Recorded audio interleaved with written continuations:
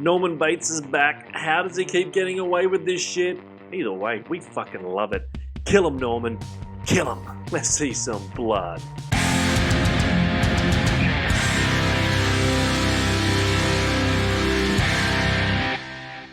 What's going on? Welcome back. I am Rob, and we're doing Psycho 3. Psycho 3. Psycho 2 was so goddamn good. I loved Psycho 2.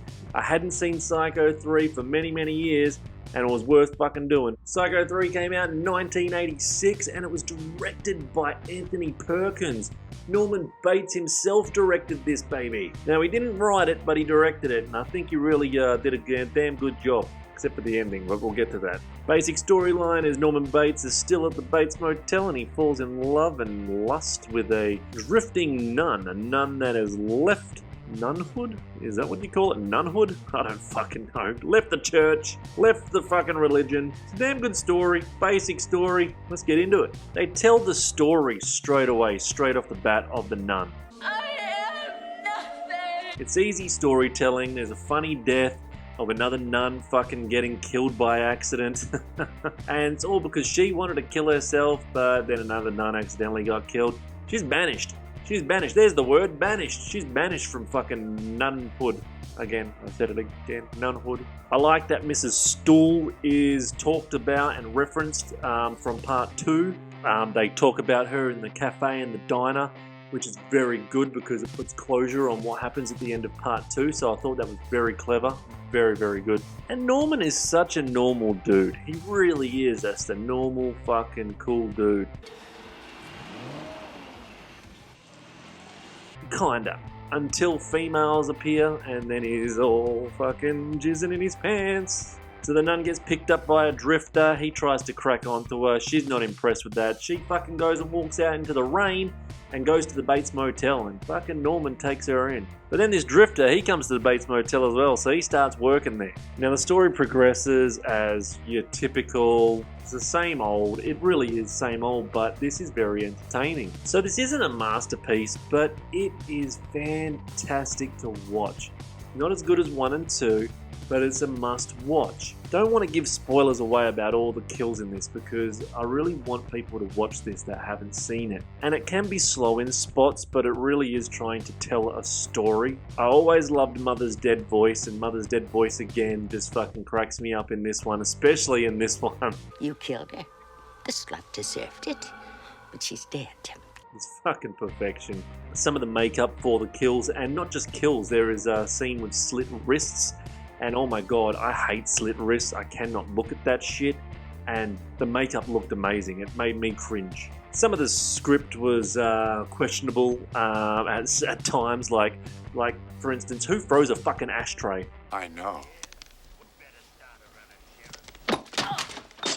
But I still fucking love it, and there's scenes like that you would just fucking laugh and go, this is actually a pretty cool 80s movie. Alright, a little bit of a spoiler here, but I have to tell you this bit. When Maureen falls down the stairs, it's hilarious. The nun, when she's falling backwards down the stairs, it looks lame as shit, but...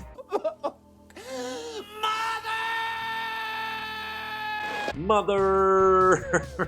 Whenever I hear Mother, I just think of fucking Seymour from the fucking Simpsons. I am glad they cleared up that Mrs. Stool wasn't his mother, and it was his dad's lover and his auntie, so I'm glad they cleared that up from part 2. God damn, he looks funny dressed up as Mother in this one. Why can't you leave my poor son, my Norman, alone? The end was okay, but I don't know how they get into part 4 with Norman the way it ends.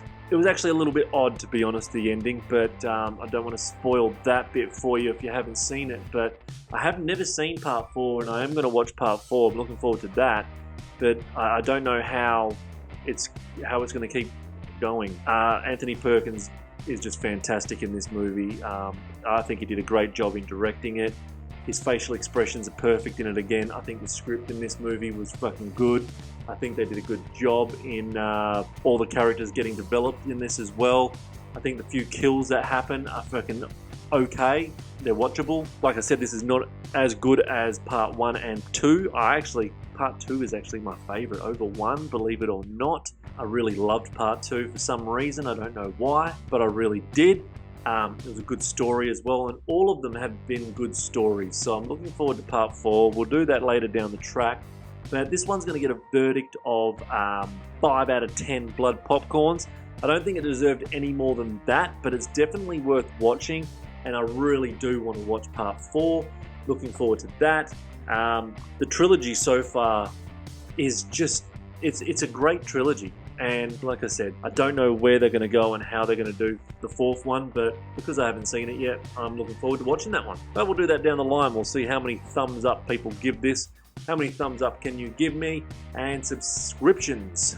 I really wanted to get into this more detailed, this review, but mainly I just wanted to tell you that you need to watch it. I couldn't get too deep into it because I want you to watch it. Because the whole 3 need to be watched, especially part 2. They are good stories. And who would have thought that there would have been 4 movies made? Let's not talk about the 5th fucking remake. And Bates Motel is fucking fantastic. So anyway, I'm out of here, man. I'm going to be back doing whatever I do next. Like, subscribe, do what the fuck you want. But it always helps me out. Until next time, see you.